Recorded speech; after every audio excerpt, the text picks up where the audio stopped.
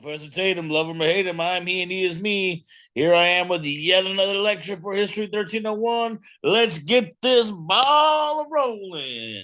Here we're looking at the Articles of Confederation, the first attempt at American government. We'll look at a little bit of context as usual, then we'll look at the structure of this new government, as well as some of its successes and some of its shortcomings. We need to remember that from pretty early on, there had been this resentment toward a strong central government, a kind of fear as well of strong standing armies. Basically, a fear of giving too much centralized power to government or to the military. This was largely a result of English history. Remember, in the English Civil War, there had been this one monarch who tried to rule over everything. And then there was a bloody civil war fought between his forces and Parliament's forces. And then Parliament's military commander, Oliver Cromwell, established a military dictatorship. And all this had this long standing legacy of creating a sense of distrust of people, not only in the English colonies, but now even into the early United States as well. A lot further complicated by these liberal ideas of John Locke, which argued that government must be ruling by consent of the governed. And during the years of the American Revolution, people were arguing that the British government had failed to rule by the consent of the governed, right? For example, they were saying that they were taxing them without representing them in Parliament. And this largely was believed to be a result of the system of government being used in Britain, and the strength and size and power of their centralized authority. So this would all be taken into consideration as the revolutionaries were constructing their own government throughout the American Revolution. So they needed to consider what the structure of their government was going to be. They could consider using the same type of government as England, which was a unitary system of government. This system of government had a central government, which was the real basis of power, and all states, provinces, or even colonies derived their power directly from that central government. Okay, so the central government was the sole power, and every other level of government was essentially a lower level representative of that central government. All laws, all policies came straight down from the central government, even when there was representative bodies like in the colonial assemblies. Remember, they were governed by royal governors who were representatives of the British monarchy, showing very clearly that the central government was calling the shots. So a lot of people really oppose this unitary system of government, not only because this is the model that Britain had followed in the revolution, and they just had this revolution. In fact, we'll see some people are not entirely opposed to that for that reason. Some people suggest that Britain had the best model of government in the world and they need to replicate it. But a lot of revolutionaries were very skeptical of this type of government because it's very easy to allow that central government to have too much power, and for them to do things like not rule by the consent of the governed. Okay. So another type of government system they could have considered was what's known as a federal or federalist system of government. Under this system of government, again, there's a central government and then there's independent states. This can look very complex at first glance, but if you take a deep breath, close your eyes, and reopen them, you'll see that each of these just have two arrows going each way. And what's happening here is these independent states are giving some power to the central government, and the central government is also giving some power to the states themselves. All right, so the states are all independent of each other, but they share power with the central government. All right, so they act as independent entities who share power. Now, in most federalist systems, one side of government here, either the central government or state government, is a little more powerful. It has a little more authority. So, for example, I'm going to give us a spoiler alert, jumping ahead. This is not the framework that they choose originally as they're trying to find a government to lead the nation through the remainder of the American Revolution and into the years after the Revolution. They ended up going with a different system of government, but this is the system of government that would eventually be adopted in the United States, and this is the system of government that we currently operate under, a federalist or federal government system. And while we do have this type of system where there are independent states who all have their own constitutions and their own laws, it's made very clear in the U.S. Constitution that the U.S. Constitution itself is the supreme law of the land. All right. And that all national laws are kind of supreme laws. So, in other words, while states can have their own constitutions and their own laws, those laws and constitutions cannot supersede the laws of the central government or the rulings of the U.S. Constitution. Okay, they have to kind of go in line with what the central government calls for in those regards. And in our system, it also gets a little more complicated because we also have regional or municipal, more local level governments within the various state governments that also act independently of the state. Yet again, well, they have their own authorities and they can make their own laws. Their laws cannot supersede state or federal laws. So, in a sense, they're all sharing power. Okay. But again, this is not the system they originally chose. What they did end up going with was a confederal or confederate type of system. So under this type of system, again, you have independent states, then you have the central government, and here all power is derived directly from the states. Okay, the states are the basis of the power. Any power or authority that the central government has under this type of system comes directly from the states themselves. Right? There's not much the central government can do in terms of setting mandates or policies without having permission to do so or consent to do so from the states. Okay, so it's very easy under this system of government to ensure consent of the governed, at least in theory. So this is the type of model we saw, for example, with the Iroquois Confederacy and other Indian confederacies. The Iroquois, for example, remember had 5 nations, later 6 nations, who were independent of one another, yet they would sometimes come together in this Iroquois Council and they'd share ideas with each other. But the Iroquois Council was not a central body that would say, all must do exactly what we say. It was more of a kind of meeting of the various nations to try to solve issues together. And that same system of government here is what would be adopted by the U.S. for their original form of government. Okay. And it's argued by many historians that the Iroquois Confederacy seems to have been a large basis of inspiration for the early U.S. government, right? That does seem to add up here. So they decided on this federal government system with all the power laying within the hands of the states and a very limited central government that's kind of dependent on the power of the states. But they also had to consider their core political values, right? So whether it's realized or not, anytime there's a government in action, there are some values at play here, whether it's liberty, equality, or order. And emphasizing any one of these values somewhat inevitably requires de-emphasizing the others. Okay, so say, for example, if a government is promoting equality, they have to take away people's liberty to do things like having that liberty to discriminate against certain demographics of people or people of certain socioeconomic classes. Okay, or if you're going to really instill order and have a firm sense of authority, that requires taking away some liberties from people, right? Saying you can and cannot do these certain things, all right? Because we're trying to instill order. And I want us to understand that the British government really placed a strong emphasis on order, okay? That was kind of their primary value was order. It was very clear that the monarchy and parliament ran the show. They were in charge. They set the policies. They set the mandates, not fit very well within their unitary system of government, right?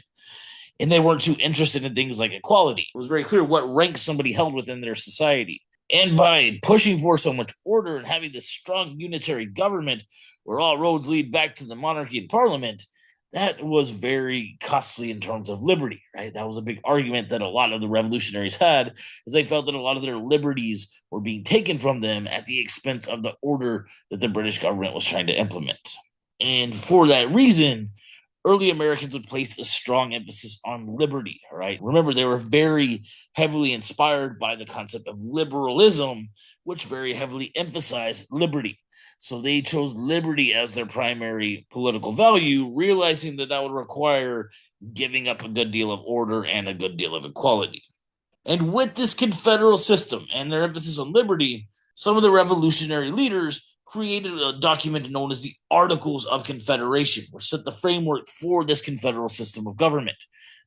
This Articles of Confederation, we need to understand, was the first governing document of the U.S. government. Remember, I'm doing U.S., I'm capitalizing the S in U.S., but not the U, because as we see in early documentation, that's how it was frequently spelled, emphasis being placed on the states, not as concerned with the unity. And this created a loosely banded confederation of these independent states, right? As they describe it in this set of articles, they saw themselves as a firm league of friendship, All right, not much more. They're a group of people who can come together and work toward common causes as necessary, but for the most part, they operate independently. I had suggested before, I believe in one of these videos, that we can think of these states somewhat as independent nations, and that's absolutely the way they're acting. They're acting like a kind of coalition of nations who can work toward a common cause only if they find it absolutely necessary. This was enacted in 1781. I, of course, never carry no specific years, but the reason I'm pointing that out is because if we know that the American Revolution was ended by the Treaty of Paris 1783, this shows us this was put into effect during the American Revolution, all right?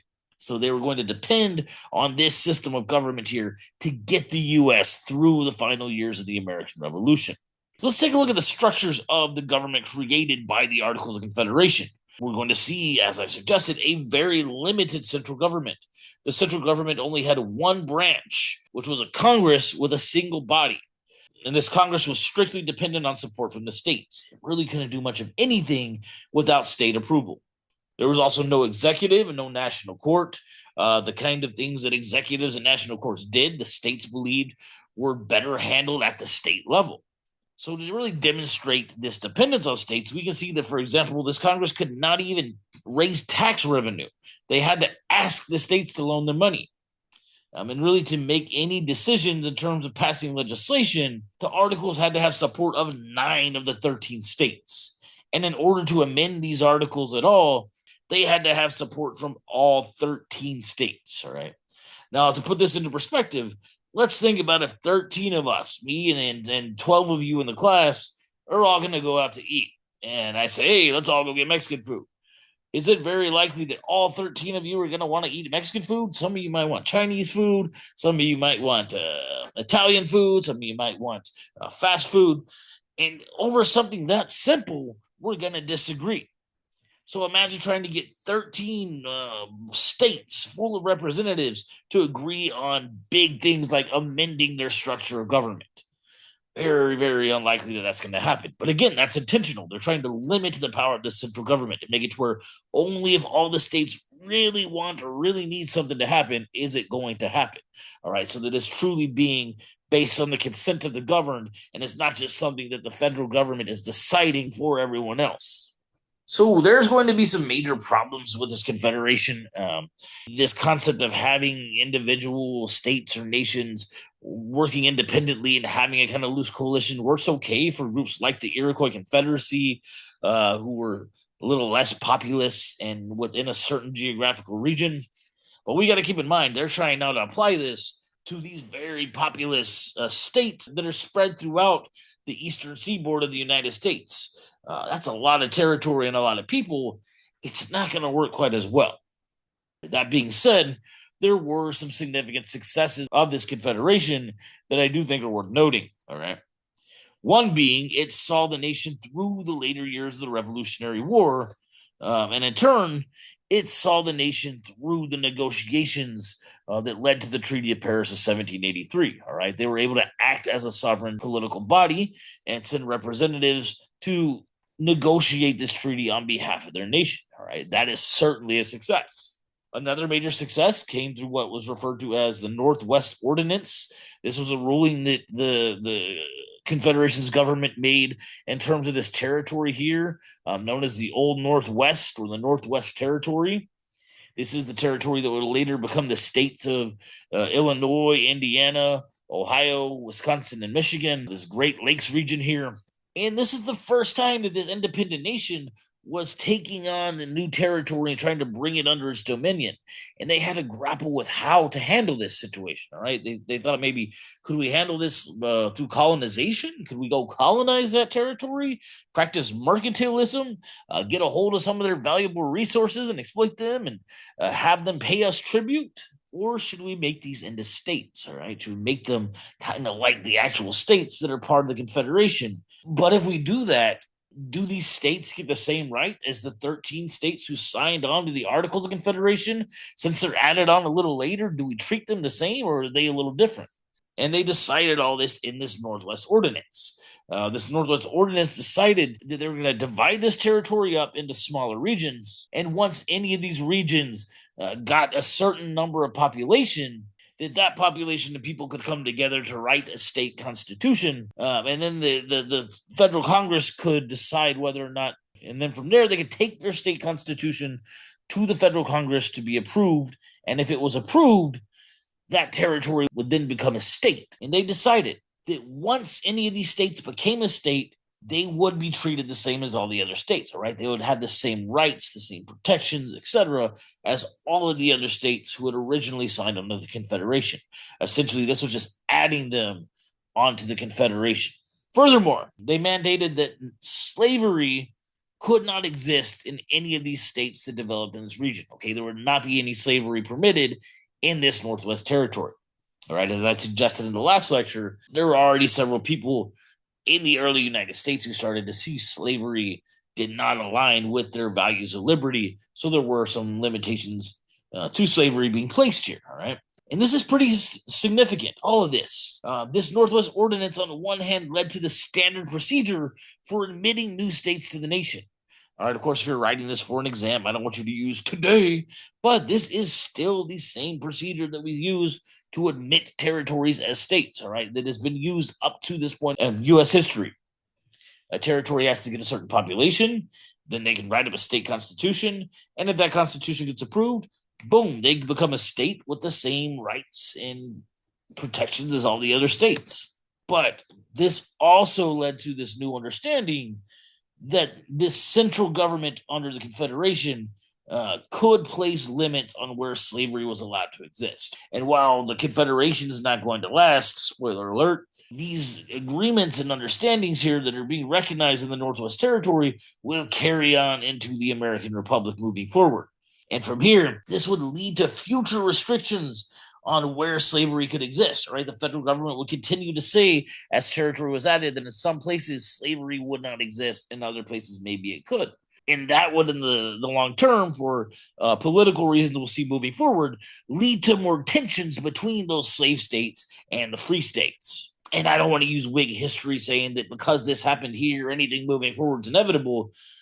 But based on what we do know, if we're trying to connect dots, we can see that these tensions that resulted from this would eventually lead to the Civil War. Okay, so these are in a way the seeds planted for the tensions that would lead to Civil War eventually. Again, though, I don't want to suggest by any means that this all inevitably happened because slavery was limited here, there's going to be a Civil War. No, okay. But did certainly lead to tensions moving forward between free and slave states.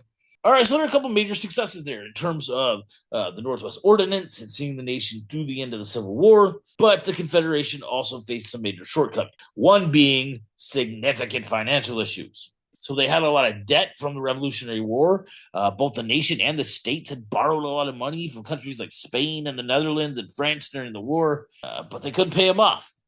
Congress, remember, could not tax the states to raise revenue. Furthermore, there was no real system in place for national regulation of currency, and the states couldn't agree on how they were going to run their currency. So different states were printing different forms of money. So basically, you could go to one state and your money's worth $1, and then you go to another state and it's just monopoly money. Also, as a result of a lack of regulation, a lot of these states began overprinting money, which resulted in hyperinflation. So we need to understand that the more of anything there is, the less valuable it becomes, all right? That applies to a lot of things, even beyond economics. Scarcity frequently equals value, all right? So think, for example, about a video game system. Like, say the PS4 comes out, oh, it's this big deal, and there's so few out on the market, and then so few people have it that they can sell it for a high price because it has a high value.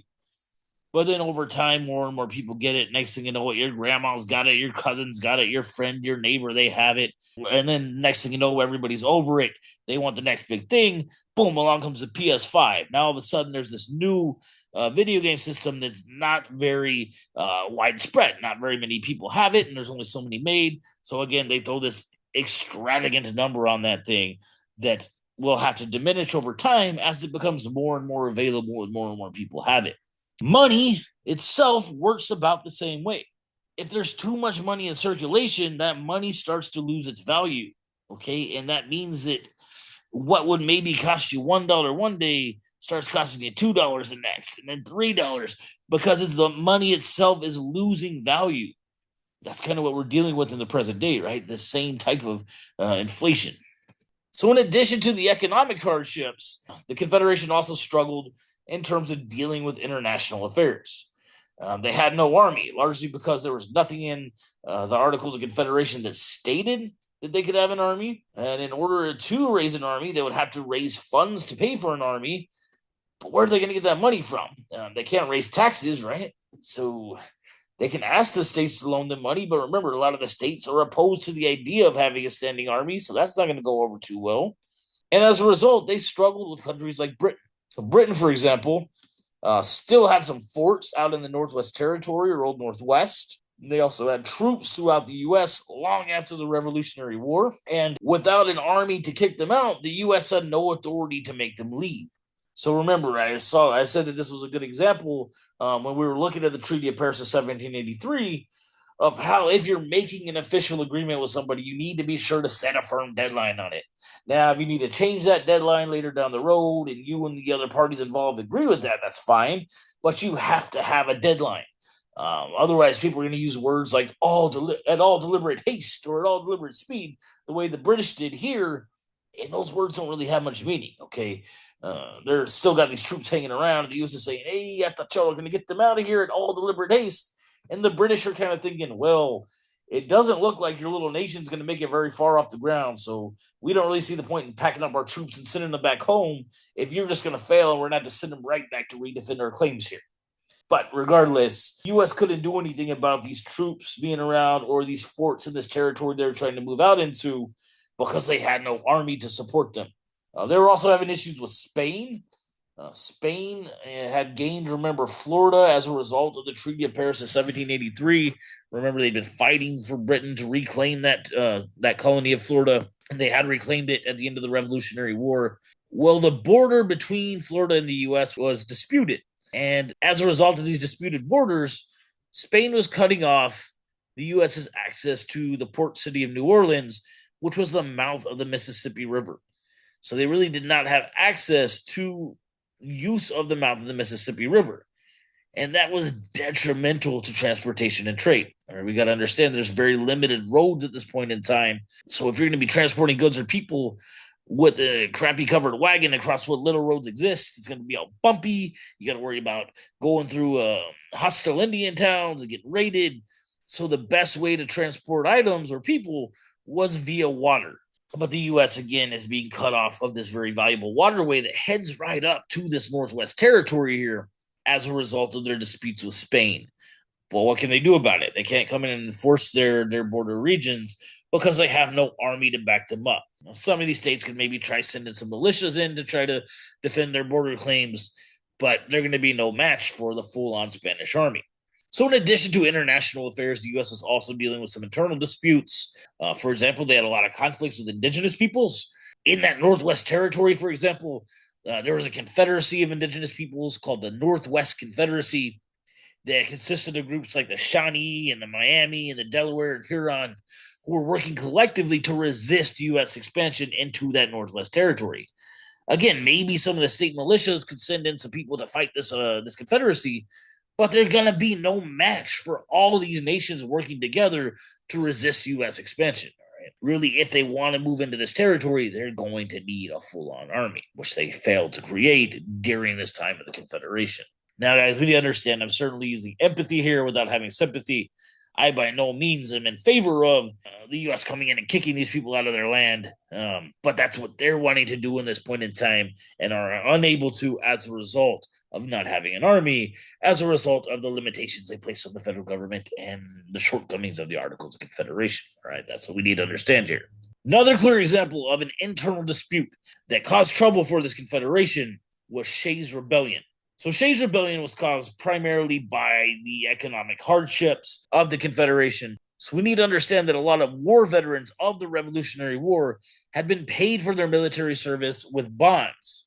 Okay, basically IOUs, which they could cash into the federal government and get their money back eventually.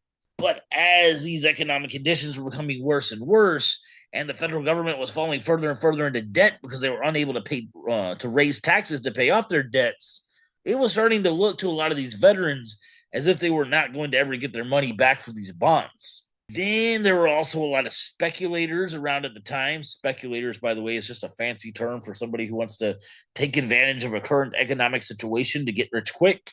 And speculators would come in and they try to convince these veterans to say, look, you have this bond that's worth $100, but do you really think, considering current circumstances, that $100 is going to make its way to you anytime soon or maybe ever? I'll tell you what, I can give you $10 right now for that $100 bond. Then you got $10 you can take home, use that to feed yourself and your family, at least get yourself going. And then these veterans found themselves torn between being cheated by a speculator who was eventually going to go cash in that $100, so they're potentially losing $90, or placing their faith in a government that may possibly be able to give them that $400 later down the road, but there's no telling when. And I can understand how that could be certainly frustrating enough to lead somebody to rebellion. But this got further complicated as well, as a lot of these veterans and other people as well, including a lot of farmers, were having their home and their property foreclosed, okay, because they could not afford to make the payments on them. Furthermore, a lot of people falling into debt as a result of all this inflation were being placed into debtors' prisons, being thrown in jail as a result of their debt, and hoping that somebody might be able to squirrel away some money and come pay off their debts to get them out of jail.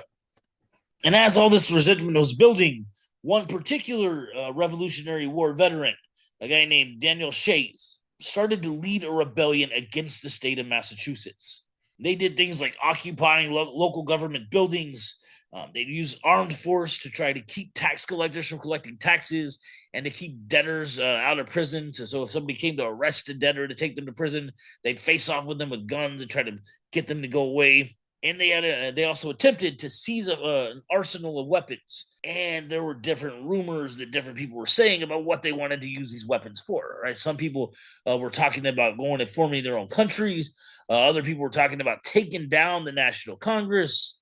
And as this rebellion's firing up, there's nothing the national government can do to suppress this, right? They don't have the authority to do anything about this. They don't have an army to send in to do anything about this. So their hands are kind of tied, and it's up to Massachusetts themselves to deal with this problem.